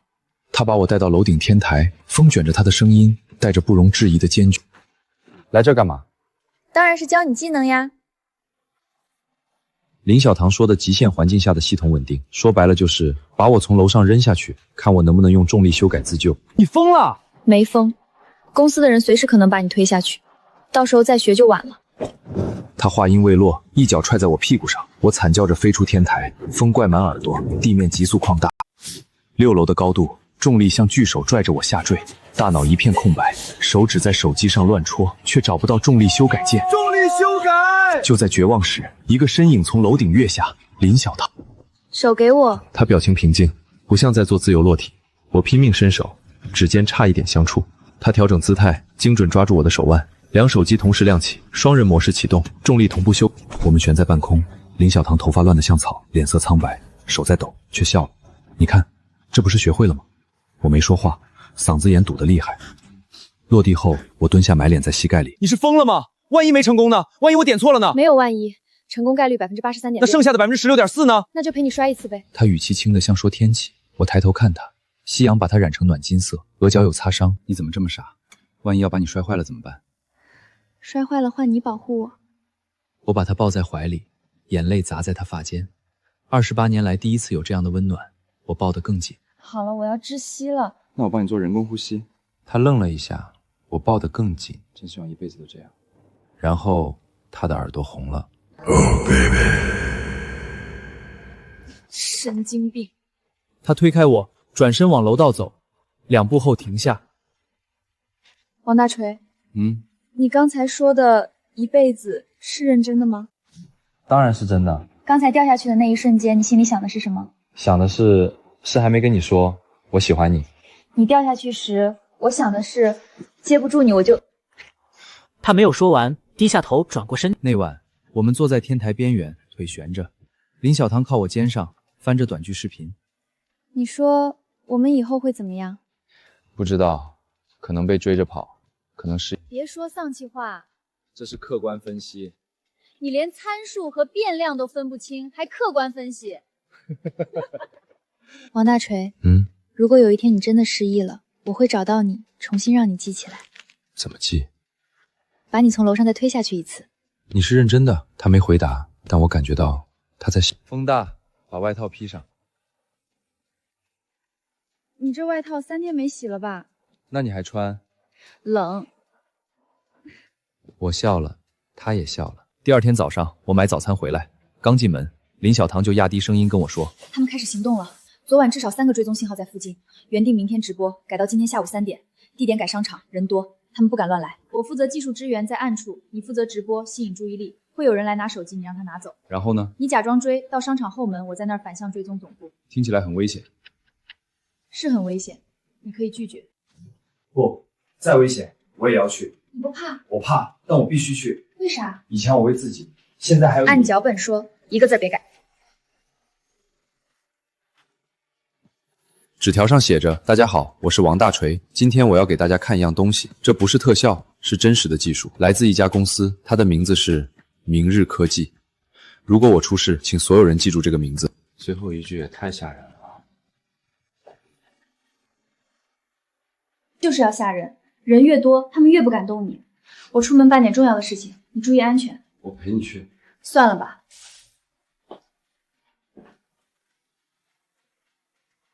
你跟着只会拖我的后腿。他白了我一眼，门关上了。我坐在沙发上，看着手里那台碎了一角屏幕的手机，心跳得像打鼓。下午3点，这场直播要么彻底逆袭，要么彻底完蛋。我打开手机前置摄像头，看了看自己的脸，屌丝脸，普通的不能再普通。但那2只眼睛里有一种从来没有过的东西，不是害怕，是狠劲儿。下午2点50，商场中庭，我架好手机支架，调整好镜头角度，手心全是汗，周围人来人往，没人注意到我这个其貌不扬的屌丝即将做一件大事。我深吸一口气，在心里默念林小棠给我的那3句话。大家好，我是王大锤，今天我要给大家看一样东西，这不是特效，这是真实的技术。这项技术来自一家公司，它的名字是明日科技。如果我今天出了什么事，请所有人记住这个名字。台词不长，但我背了整整20遍，生怕直播时嘴瓢。就在我准备按下开始直播按钮的瞬间，手机响了，屏幕上跳出3个字：林小棠。她的声音在发抖。计划有变，赶紧跑，马上，现在！我认识她以来，第一次听到这种语气。赶紧跑！这不是来抢手机的，他们是来中间你的！快跑！最后一个字几乎是吼出来的。我冲出商场大门的那一刻，余光瞥见身后有3个人影同时从不同方向朝我聚拢过来，不是黑衣壮汉，是普通人的打扮，连帽衫、运动裤、鸭舌帽，但他们奔跑的姿势、脸上的表情和普通人完全不一样，那是一种猎食者的眼神，冷血、精准，毫无感情。我玩命狂奔，拐进旁边一条步行街。周末下午，街上全是人，身后传来闷响，五颜六色的气球飞向天空，像一场荒诞的逃亡。林小棠，林小棠，我在，你在哪儿？步行街，再往南跑。往左拐，金角巷，快！我对着手机狂喊，电话还没挂。然后呢？然后怎么走？巷子尽头右转，有个地下停车场，我在那里接应你。我拼了命往前冲，心脏快要从嗓子眼蹦出来。巷子尽头是一堵墙，右转，右转是死路。林小棠，右边是死胡同。电话那头沉默了1秒，说道：“不可能。”我地图上显示他的声音突然断了。电话里传来刺耳电楼听不到音，林小棠已经不在线了。然后是一个男人的声音，低沉冷静，不带任何感情说：“我浑身血液瞬间冻结。”王大锤，第47号实验体，你的逃跑路线在我们系统里图标正在闪烁。一个绿色的光点在商场地图上缓缓移动，那是我。而在我身后不到10米的地方，3个红色的光点正朝我逼近。你现在有2个选择，第一，把手机关机站在原地，我们的人会来接你，你不会受到伤害，我们会把你带回实验室进行例行维护。第二，他没说第二是什么，但他冷笑了一声，那声冷笑比任何威胁都恐怖。给你10秒考虑时间。10。我环顾四周，巷子里除了垃圾桶就是破纸箱，没有任何出路。9。我突然想起林小棠教我的一个功能——局部重力修改。就是现在！我疯狂在手机上翻找那个功能界面，找到了，重力修改，仅限自身。6，我把参数从 1.0G 往上拉 1.5G、2.0G、3.0G， 身体瞬间变重，双腿像灌了铅，不对，拉反了。4，我猛地把参数往下拉 0.5G、0.3G、0.1G， 身体突然变轻，轻得像一片羽毛。2，我把手机揣进口袋，深吸一口气。我屈膝起跳，整个人轻飘飘的飞了起来。3米高的墙，我像气球一样飘上去，轻飘飘的落在墙头上。墙那头是一个居民区的小花园，我脚尖刚碰到墙头，就顺势往下一滚，落在花坛里，膝盖磕在石头上，疼得龇牙咧嘴，但顾不上那么多了。我穿过花园，冲进一栋居民楼，随便按了一部电梯，门开了，我冲进去，疯狂按关门键，电梯门即将打开的瞬间，一小只手伸了进来，死神的银条，抱住敢死彭凤。我瘫在电梯里，大口大口喘气。电梯缓缓上升，我不知道要去几楼，随便按了个12。到了12楼，我冲出来，在走廊里找到消防通道，往上跑了几层，又往下跑了几层，彻底把自己绕晕了。最后那个垃圾桶在8楼尽头，电池拔了，塞在最底下，躲在柜子后面，大气不敢喘。不知道过了多久，可能10分钟，也可能1个小时，我自己的手机震动了一下，我犹豫了很久，才伸手把它掏出来。屏幕上是林小棠发来的一条消息：我没事，刚才被信号屏蔽了，你在哪？我没回复，我盯着这条消息，想起刚才电话里那个男人的声音，林小棠已经不在线了，他真的没事吗？这条消息真的是他发的吗？还是有人在用他的账号引我出去？我关掉手机，缩在消防栓柜后面，连自己唯一信任的人都无法相信了。窗外下起了雨，模糊了城市的灯光。我不知道接下来该怎么办，但我知道一件事儿，那家公司比林小棠告诉我的要可怕10000倍。我在消防栓柜后面缩了整整1夜，腿麻了，腰酸了，肚子饿得咕咕叫，但我不敢动。每一次走廊里有脚步声，我都屏住呼吸，心脏缩成一团。天亮的时候，我终于从柜子里爬出来，浑身僵硬得像一根生锈的铁管。我做的第一件事是打开手机，屏幕亮起来的那一刻，我的手还在抖。消息列表里，林小棠的头像旁边又多了几条未读。23点17分。我知道你可能不信我了，但我真的是林小棠。刚才在电话里，他们用信号干扰器切断了我的通讯，我没办法提醒你。03点28分，林小棠留言：如果你看到这些消息，去我们第一次见面的地方，早上8点，我会等你。如果你不来，我理解。我弯腰把昨晚藏在垃圾桶里的另外一台手机找了出来。我犹豫了整整5分钟，去可能是陷阱，不去我就彻底一个人了。一个连自己是谁都不知道的人造屌丝，拿着一个随时会被远程清除的手机，被一家神秘公司追杀。我咬咬牙，从消防通道下了楼。8点整，我站在出租屋楼下，没敢直接上去。我绕到楼后面，抬头看6楼的窗户，窗帘拉开的，和平时一样。楼下没有可疑的车辆，巷口卖早餐的大爷还在正常出摊。一切看起来都很正常，但经历过昨天的事，我已经不敢相信正常了。我掏出手机给林小棠发了条消息：我在楼下，你一个人上来吧。我又犹豫了10秒，最终走进了楼道。每上一层，我的心跳就快1分。到了6楼，我站在自家门前，门是虚掩的。我深吸一口气，推开门，我没说话，站在门口，没进去。你来了。林小婷坐在我的破沙发上，面前摆着2台手机和1台笔记本电脑，她的左手臂上缠着绷带，白色的纱布上渗出一片淡淡的血迹。看到我，她抬起头，眼圈有点红。昨天的事儿，对不起。信号干扰器是公司的新型装备，我没想到他们已经量产了。我的通讯被切断了大概4分钟，那4分钟里，我听到了那个男人跟你说的每一句话，我录了音。你录音了？我的手机有自动录音功能，你自己听。王大锤，第47号实验体，你的逃跑路线在我们系统里清清楚楚，你每一步都在我们的计算之中。你现在有2个选择。他们怎么会知道路线？你知道他们为什么能追踪你吗？不知道。我也是昨晚才知道的。林小棠把我的手机翻过来，用螺丝刀拧开背板。手机内部的结构和普通手机完全不同，密密麻麻的电路板中间嵌着一颗米粒大小的黑色芯。这是公司自研的定位芯片，和手机主板深度绑定。拆了手机就废了，但可以不拆，用这个盖住它。现在他们追踪不到你了，但你也用不了任何需要网络的功能。那我还能隐身吗？能，本地功能不受影响，许愿、拍视频、重力小改这些都不需要联网，但直播不行了。一开播，网络信号会激活芯片，他们立刻就能定位。那你呢？你也是实验体，你的手机里也有芯片吧？林小棠卷起袖子，露出手臂内侧那块发光的蓝色电路。我的芯片不在这里，在这儿，和脊柱神经连在一起的，拆不掉。你的伤昨天跑的时候摔的，不严重。疼吗？房间里安静了很久，窗外的阳光照进来，照在他苍白的脸上。我突然发现他的黑眼圈很重，像是好几天没睡。好啦，别腻歪了。你昨天没事吧？怎么没事？差点就以为再也回不来了。回来了就好。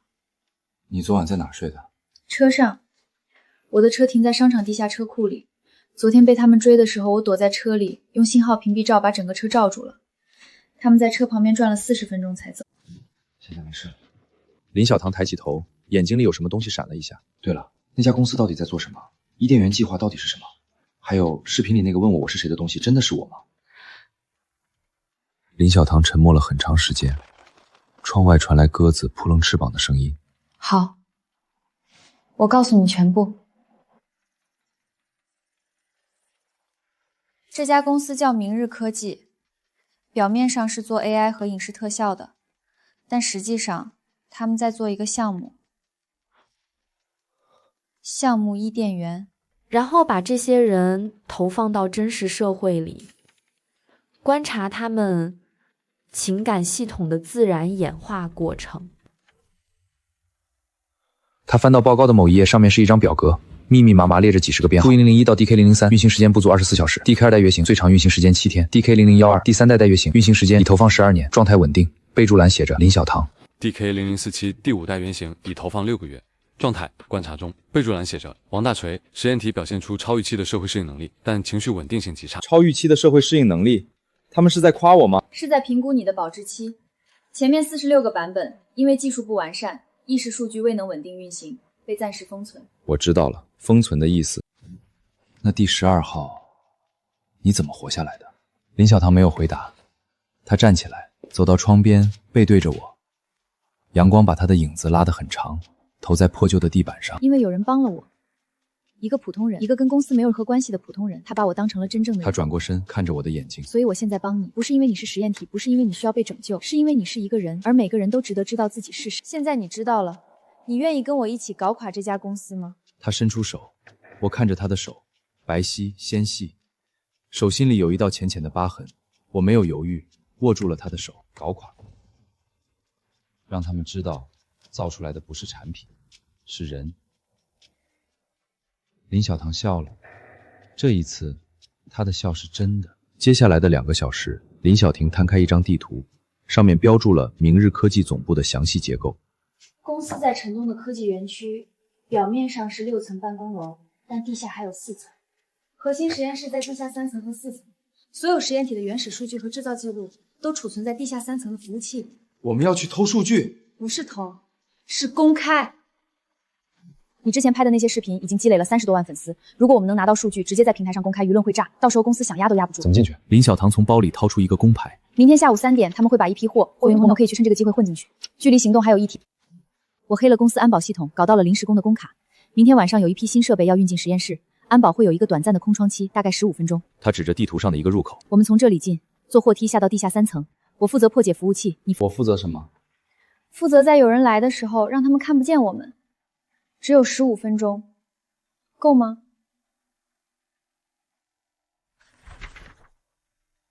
够，但你得先教我那个读心术。我说过，那个有风险。我知道，但明天晚上我们不知道会遇到什么，多一个技能，多一条命。他打开手机，调出那个我从未见过的界面，读心术基础模块。好，但我只教基础版，只能读取对方的表层情绪，不能读具体想法，而且只能用1次。1次就够了。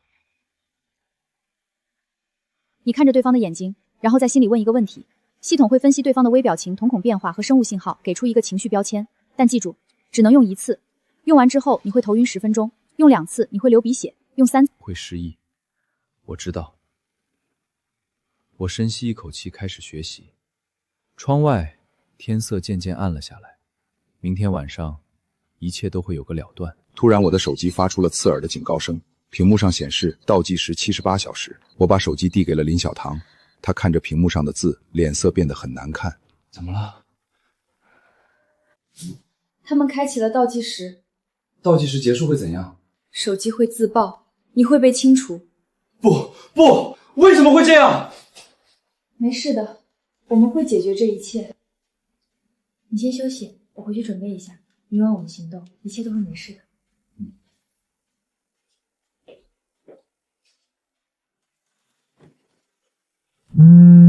早上还没林小棠睡醒，便被电话里传来她的吵的声音。今晚计划有变，暂时取消。公司那边加强了戒备，我得重新评估路线。你等我消息，别轻举要妄动。等多久？不确定，可能3天，可能1周。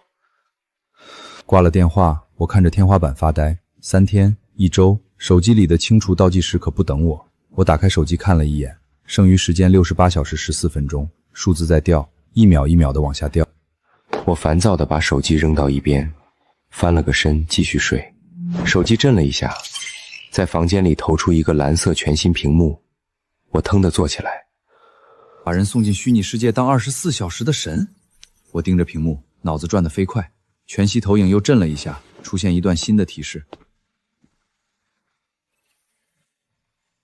我眯起眼睛，关键指令？什么指令？但更吸引我的是升级2个字。我现在物品实体化只有3秒，太短了。如果能升级到10秒、20秒，我翻身下床，抓起手机就往外冲。我蹲在33楼的消防通道里，看着手机屏幕上的列表。就你了。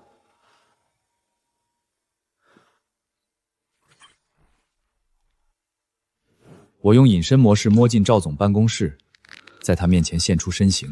你，别急着叫保安，我不是来骗钱的，我给你看样东西。我把手机放在他桌上。赵总，你听说过一种技术吗？能让人进入一个虚拟世界，在那个世界里无所不能，24小时。赵总看着我，眼神像在看一个精神病。就在这时，我的手机响了，来电显示是一串乱码。我犹豫了一下，按下接听。王大锤，你手里的手机属于明日科技，你在用它做的事，公司已经知道了。你是谁？一个想帮你的人。明日科技通过伊甸园计划收集实验体的意识数据，然后卖给客户。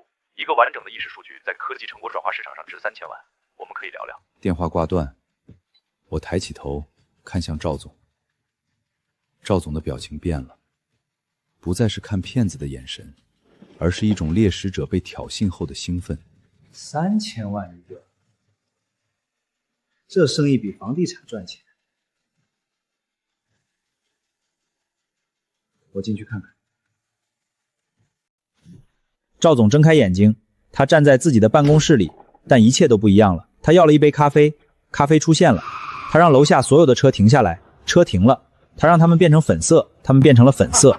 赵总大笑起来，这是他20年来第一次这么笑，但很快他就觉得无聊了。他闭上眼睛，回想过去30年看过的所有财务报表。当他再次睁开眼时，天空中多了一个巨大的数字屏幕，伊甸园计划真实账本。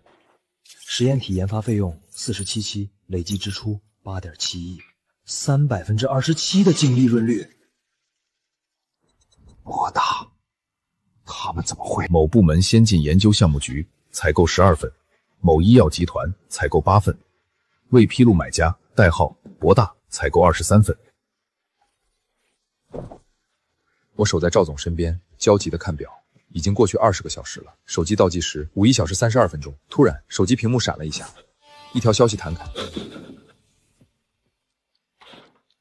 我后背一凉。就在这时，办公室的门被推开了。第47号实验体，请配合回收。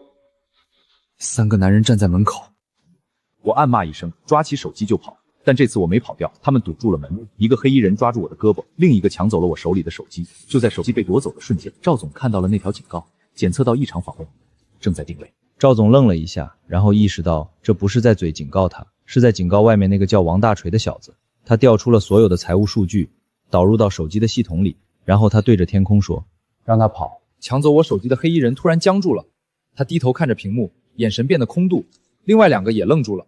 我趁机抢回手机，撞开他们，冲进消防通道，一路狂奔到街上。等我瘫坐在巷子里大口喘气时，手机亮了。拿到了他们的财务数据，还有个买家叫博大，买了23份，你怎么？在里面能做到的事儿比你想的多。我还做了一件事儿。什么？我给我女儿打了个电话，20年没联系了，她接了。电话挂断了，我盯着手机屏幕，接着屏幕炸开一道蓝光，一个进度条从0%飙到100%，弹出一个全屏对话框。恭喜，第1阶段完成。我试了一下，站在镜头内变出了100块。我操，牛逼啊！出镜头10秒后才消失，我大喜。走。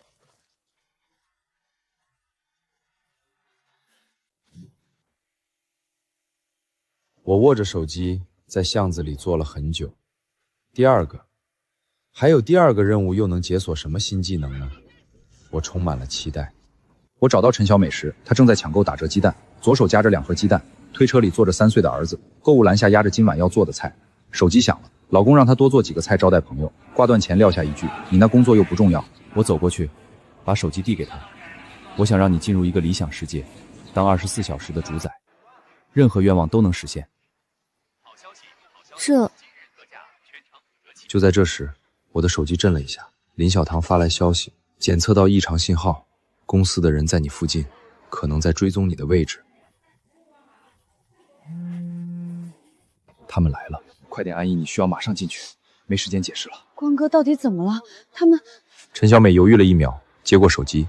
行，我试试。我把镜头对准她，按下启动键，一道白光闪过，陈小美的眼神变得空洞，靠在货架上，她进去了。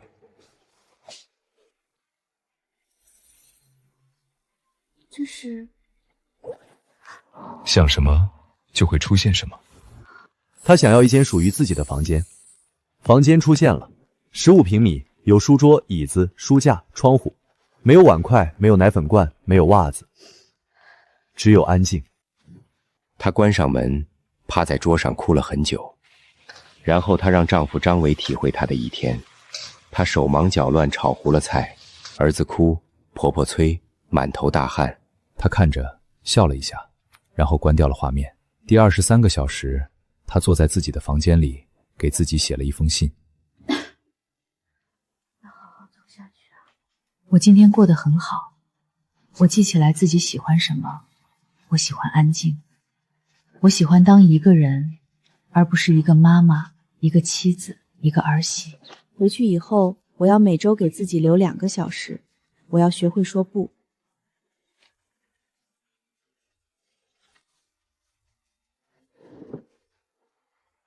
我把陈小美靠在货架上，转身就跑。3个便衣从不同方向朝我围过来。我撞翻促销堆头，方便面哗啦啦洒了一地。我抓起货架上的瓶装水往后扔，一个黑衣人躲开了，另一个被砸中肩膀。我钻进员工通道，一路狂奔到后门。门外是一条小巷，死胡同，3米高的墙，身后脚步声越来越近。我退后几步，助跑起跳，手指啃紧过道墙头。下来！你放手！整个人挂在上面，一个黑衣人跳起来抓住我的脚踝。就在我快撑不住的时候，口袋里的手机震了一下，不是我的手机，是陈小美带走的那台。抓住我脚踝的黑衣人突然松开手，眼神空洞。另外2个也被一道看不见的光波扫过，僵在原地。我翻过墙头，摔在地上，手机掉下来，落在我脚边。屏幕上弹出一行字：必动。我记住了这个。我捡起手机，愣了3秒。他在里面拿到了地址，原来他真的进去了。谢谢你，陈女士。屏幕闪了一下，不客气，我学会说不了，你也该学会。陈小美。陈小美睁开眼，坐在超市门口台阶上。她老公张伟打来电话，催她回去做饭。今晚自己做吧，不会做就叫外卖。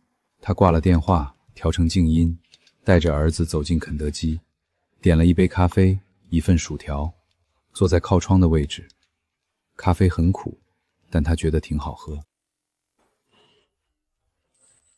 学会说不了。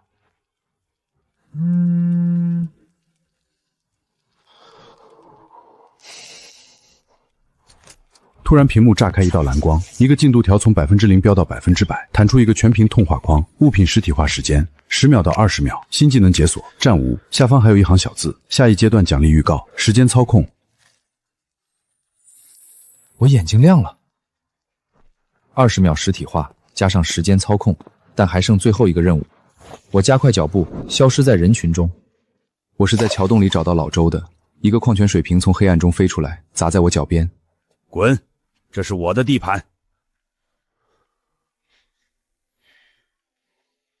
我弯腰捡起瓶子，往里走了几步，一个人蜷缩在纸板上，裹着看不出颜色的军大衣，头发打结，脸上的泥垢厚得像一层壳，只有眼睛是亮的。我不是来抢你地盘的，我给你带了个东西。什么东西？酒？比酒好。我把手机放在纸板上，老周低头看了一眼，呲了一声。它能让你进入一个世界，在那个世界里你无所不能，24小时。但我需要你帮我一个忙。什么忙？在那个世界里，你可能会遇到一个人，一个女孩，叫周念。你怎么知道这个名字？她是你的女儿，你走丢的那个女儿。她长大了，她曾经在那家公司工作过。我需要你帮我问她一件事儿。什么事儿？问她有没有关于王大锤的东西，任何东西。我要是见到了他，他认识我吗？不认识，但他一直在找你。你怎么知道？因为他给自己取的名字叫周念，念念不忘的念。老周的眼眶红了，他伸出手，把手机攥在手心里，动作很慢，像是怕把它弄碎了。军大衣的褶皱里透出一丝希望。行，我试试。老周睁开眼睛，先感觉到的是暖。他躺在一张真正的床上，有床垫、被子，有枕头。被子是白色的，蓬松的像云。他把脸埋在枕头里，深深地吸了一口气。他把被子拉到头顶，整个人缩成一团。他哭了。过了很久，他坐起来，喊了一声：“周念。”一个女孩出现在他面前，背着双肩包。他抬起头，愣了一下。你是周念吗？你怎么知道我的名字？我是你爸。女孩的表情变了，眼眶红了。女孩问：“你有什么证据？”老周想了想，说了一件只有他们俩知道的事。你3岁那年在公园里追鸽子，摔了一跤，膝盖磕破了皮。爸爸，鸽子飞走了。一会儿我帮你抓一只。不要抓鸽子，会痛的。你还记得？我记得，我什么都记得。20年，我找了你整整20年，我发疯似的找遍所有地方，储蓄用完了，一路流浪乞讨。女孩扑过来，抱住了他。20年，他等了20年。我蹲在桥洞外面，守着老周的身体，不停地看手机倒计时，时间不多了。再撑一天。就在这时，3个黑衣人出现在巷口。他们不是冲我来的，是冲老周手里的手机。把东西交出来。他在造梦世界里，你们动不了他。动不了他，可以动你。他们朝我走来，我攥紧手机，准备用刚升级的20秒实体化拼一把。就在这时，老周睁开了眼睛，他从纸板上坐起来，看着我，嘴角微微翘起来。拿到了。他从口袋里掏出那台手机递给我，然后把另一只手伸过来，张开手掌，掌心里躺着一枚发光的种子。你的备份，周念说有了这个，就算手机没了，你也不会失忆。我愣住了，那3个黑衣人也愣住了。我接过那枚种子，指尖触碰到它的瞬间，一股暖流涌进身体。他怎么样？好，他很好，他在找我，他说他不怪我。我握着那枚发光的种子，眼眶发酸。3个黑衣人反应过来，朝我们扑过来。我举起手机，把镜头对准他们。20秒实体化，一把椅子凭空出现，他们被绊倒，摔成一团。走！我不走，这是我的地盘，他们动不了我。你去吧，把该做的事做了。接住了，只能使用20秒。20秒足够了。身后传来黑衣人的喊声，但老周挡住了他们。一个裹着军大衣的流浪汉站在桥洞口。年轻时候，我可是侦察兵。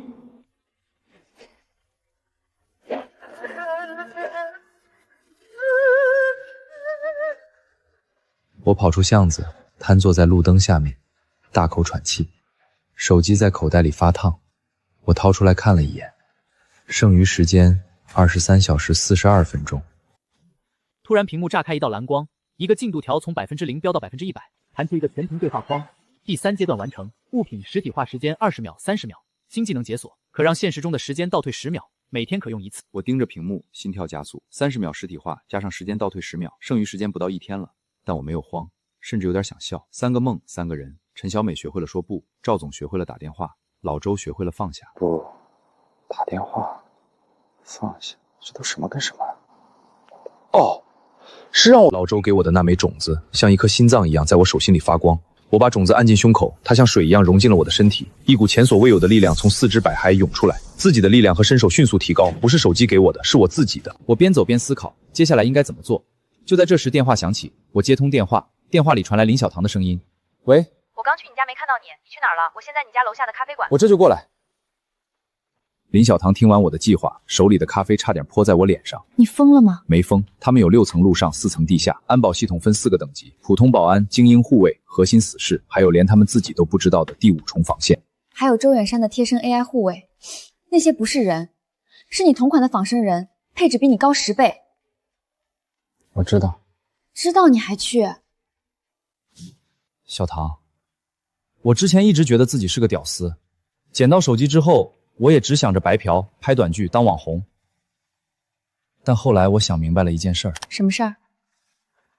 我不是捡到手机才变强的，我一直都很强。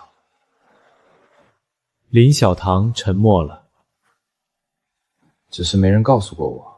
周远山说我是第47个版本，前面46个都死了，但我活下来了，不是因为运气，是因为我有本能，前46个版本积累下来的本能。现在我要用这个本能去做一件前46个版本都不敢做的事，去送死，去讨个说法，顺便把欠你的债也讨回来。我站起来，把手机揣进口袋。林小棠盯着我看了5秒钟，然后她站起来，从包里掏出一把钥匙扔给我。车在外面，我开车，你打架。你会开车？我会的东西多了，你以为12年我是怎么活下来的？晚上9点，科技园区，一辆灰色的 SUV 停在公司总部楼下，车灯熄灭。我深吸一口气，把手机架在胸口磁吸支架上，镜头正对前方。准备好了吗？准备好了。3、2、1。他一脚油门踩到底 ，SUV 撞开铁栅栏，冲进了园区广场。警报声瞬间响起。从现在开始，你有30秒的实体化窗口，用完要等系统冷却，冷却时间是……我知道。我推开车门，在车速还没降下来的时候，直接跳了出去。落地的那一瞬间，我在心里默念：我要一把唐刀。唰，一把3尺长的唐横刀凭空出现在我右手，刀刃在路灯下泛着冷光。实体化倒计时30秒。第一个打手从岗亭里冲出来，手里举着电棍，我没有躲，迎着他走上去，刀背一翻，拍在他手腕上，电棍脱手飞出，人跪倒在第2个、第3个、第4个。他们像潮水一样从大楼里涌出来，穿着黑色制服，手里甩着伸缩棍，我数不清有多少个，也不想去数。刀在手，往前走。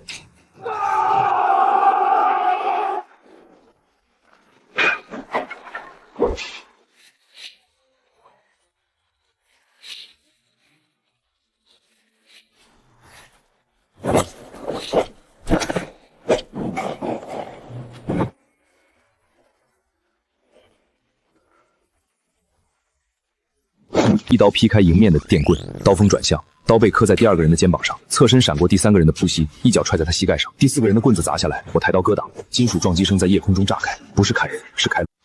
系统升级以后，我的体能和格斗技能得到大幅提高，没一会儿就解决了几10个壮汉。刚走到电梯口，发现6个手持电击枪的人，我念头一动，变出一张铁网把他们网住，他们发出的枪电将自己电倒。实体化倒计时10秒，我按下电梯，门开了。走进电梯之前，我回头看了一眼身后，地上横七竖八躺着20多个黑衣打手人，一个都没死，但一个都爬不起来。10、9、8。1楼搞定，去地下。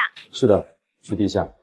电梯下不去，他们的核心实验室在地下3层，需要虹膜和指纹双重认证。验证不通过，请重来。我有办法。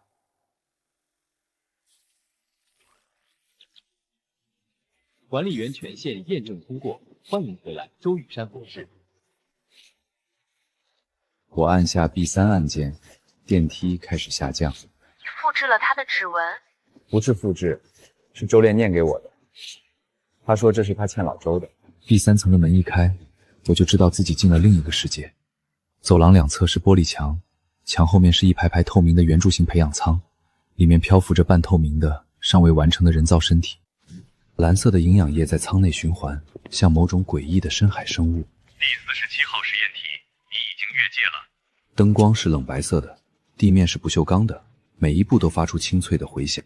你脚下的区域是伊甸园计划的核心实验室，这里的一切都属于商业机密。你再往前走一步，我必须见他。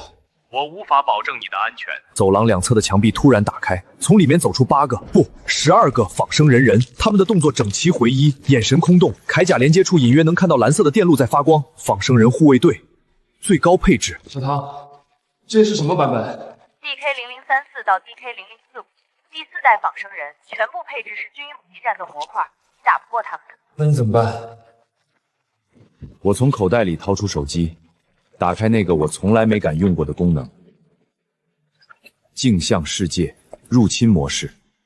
我要把他们拉进我的世界！12个仿生人愣住了，他们站在一条完全陌生的街道上，周围是红砖房、电线杆、小卖门门口的冰柜，他们的战斗模块在疯狂运算，但找不到任何可攻击的目标，因为我就是这个世界的规则，在这个世界里，我是神。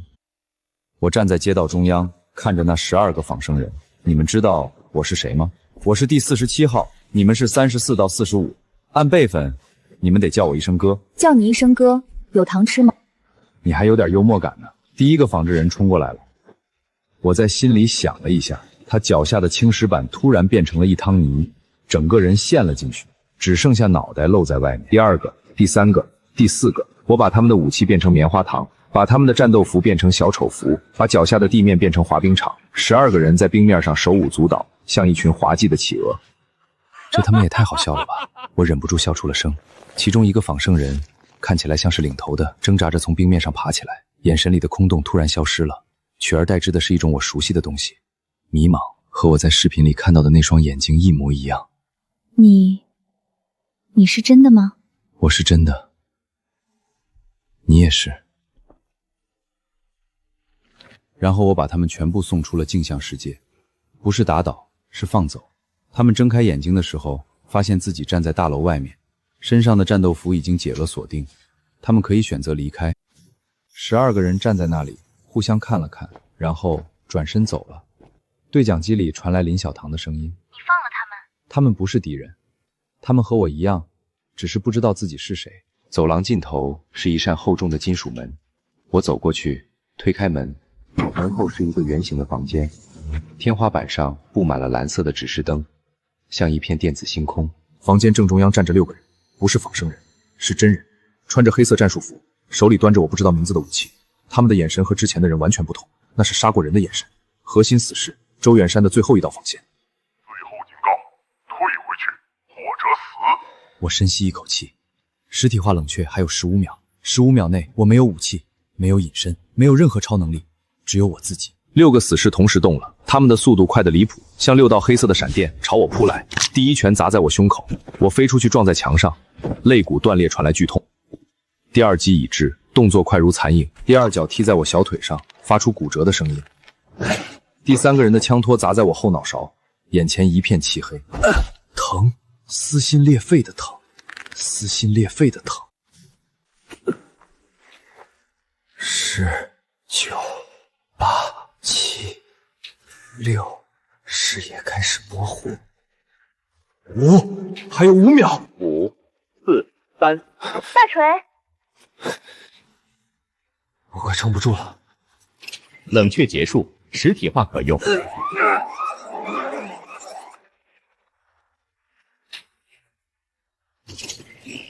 给我一把。等等，我现在全身散架，变一把武器也没用呀。时间倒退10秒，每天可用1次，就是现在。时间回到第一个人攻击我之前，他一拳打来，我车身躲过；第2个人一脚踢来，我跳起来；第3个、第4个，每个人出手的顺序我历历在目，一一躲过攻击，并快速出击，最后一个扫堂腿解决了所有敌人。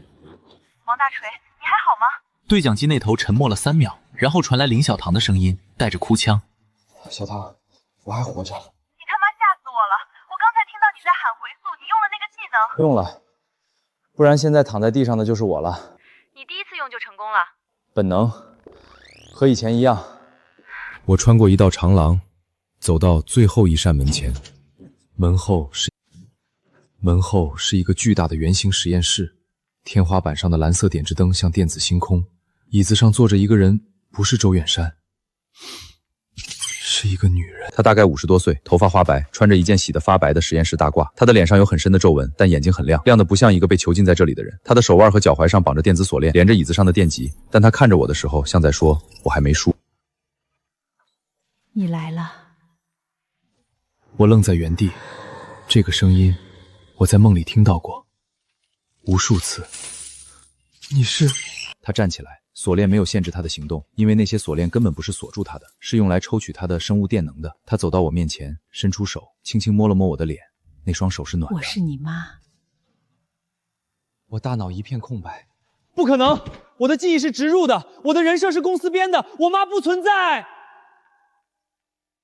你妈存在，只是她不在任何数据库里。她从口袋里掏出一个 U 盘，插进墙上的接口，天花板上的蓝色指示灯开始闪烁，投射出一段全息影像。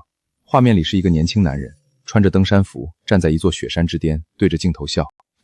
他身边站着一个女人，也是登山服，也是笑，两个人紧紧搂在一起，身后的云海翻涌如潮。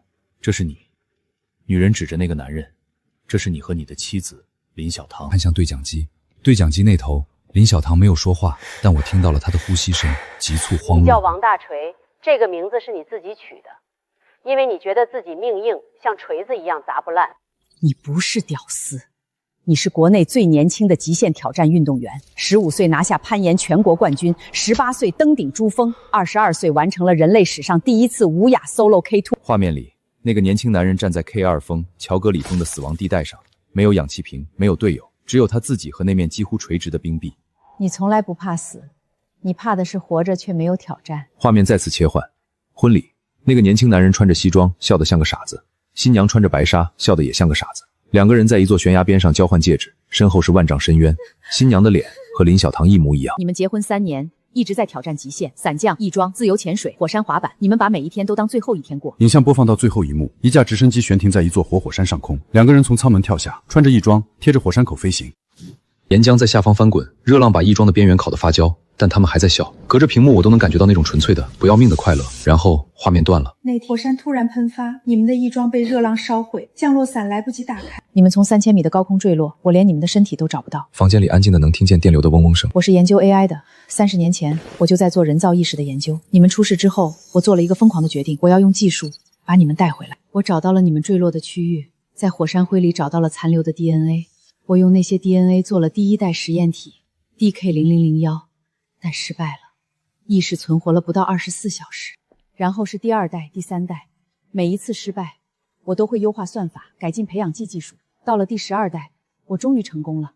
林小棠的意识稳定了，但她的记忆出了问题。她不记得自己是谁，不记得你，只记得林小棠这个名字。我把她投放进社会，想看看她能不能在自然环境中找回自己。后来呢？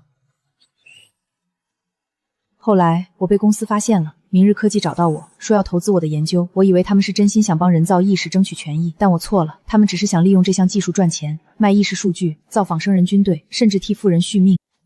他们把我软禁在这里，把我的研究成果占为己有，而你的意识数据是他们从我手里抢走的最后一样东西。他看着我，眼泪终于掉了下来。我帮他擦去眼泪，抚摸着他的脸，看着他苍老的脸，一会儿年轻，一会儿变老。我突然明白了什么。妈，你是不是拿自己的身体在做实验？孩子，比起你们来，我这身老骨头算什么？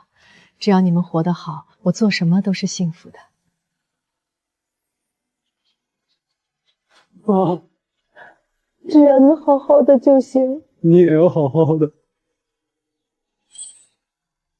过了好一会儿，他继续说道：47次，你死了46次，每一次失败，我都会偷偷修改代码，让下一代的你更强一点，更坚韧一点。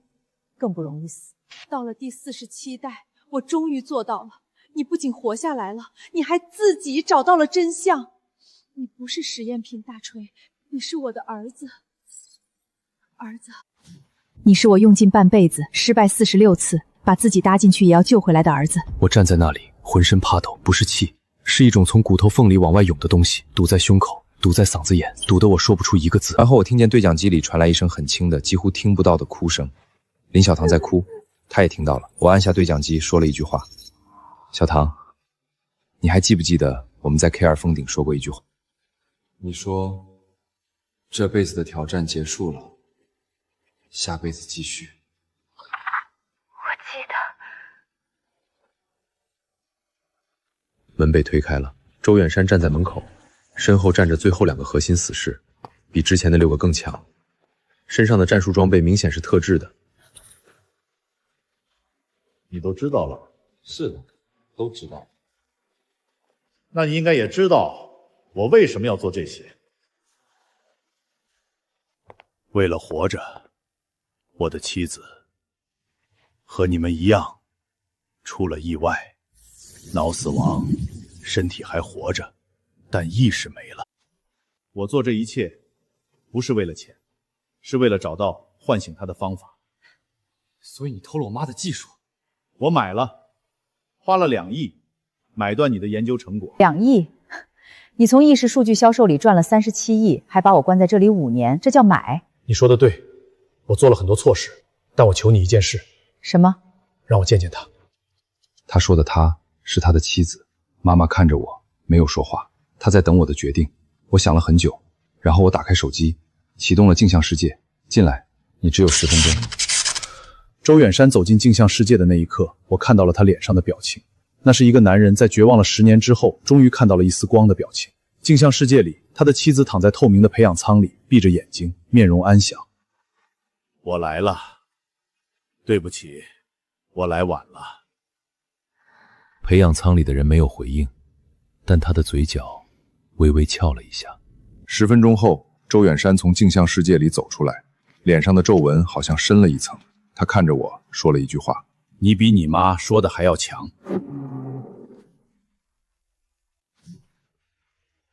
让开，让他们走。我说让开。为什么要放我们走？他们2个不一定能留得住你。你很有自知之明。那天晚上，我们3个人从公司总部走出来，蓝红当在夜空中旋转，有人报了警，有人录了视频，有人在直播，而我们只是想回家。我看到评论区里有人说，他不是屌丝，也不是英雄，他只是一个想找到真相的人。回家吧。回哪个家？回我们自己的家。我买了房，在城东，3室1厅，够3个人住。你哪来的钱？卖了2项专利，正经的，不是偷的。你以为我被关了5年就什么都没干？我在脑子里设计了一套全新的意识传输协议，比公司用的先进2代。昨天刚卖给一家正经的医疗公司，到账8000万。妈，你真的是太牛逼了。废话，不然怎么生出你这么个不要命的儿子？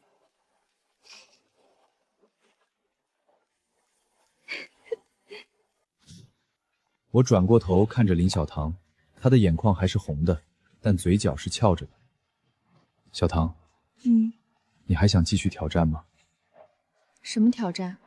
活着，接下来的人生才是真正的挑战，因为我们终于知道我们是谁了。他看着我，眼睛里有泪光，也有笑。好，一起。3个月后，我妈的房子装修好了，3室1厅，阳台上种满了花，客厅里挂着一张照片，雪山、悬崖，2个人。我站在阳台上，手里拿着那台手机，屏幕上的倒计时已经停了，不是被清除，不是被锁定，是我亲手关掉的。我不需要它了，但我也舍不得扔掉它。手机震了一下，弹出一条消息。我愣住了 ，DK0048，还有第48号，谁做的？公司已经关了。周红山在看守所里，我妈在厨房炒菜。我翻到数据来源那一栏，上面写着一行字：来源博大集团。我盯着博大2个字，想起了赵总在那个梦里看到的客户名单。有人在公司之外，还有一个独立的研究团队。他们买了23份实验体的意识数据，现在正在制造第48号。我握着手机，站在阳台上，看着远处的城市。林小棠走过来，靠在我肩膀上。怎么了？没什么，就是觉得挑战还没结束。那继续呗。你不怕？刺激得很，怕什么？何况有你在。我是说真的。你看我像开玩笑的吗？知道啦。妈妈在远处看着他俩，脸上露出神秘的微笑，在小声嘀咕：你们以后会发现这台手机还隐藏着更强大的逆天功能。妈，你说什么？我没听清楚。哦，没啥，我说该吃饭了，孩子们。远处城市的灯火一盏盏亮起来，像一片发光的海。手机在口袋里微微发烫。我知道这不是结束，这只是另一个开始。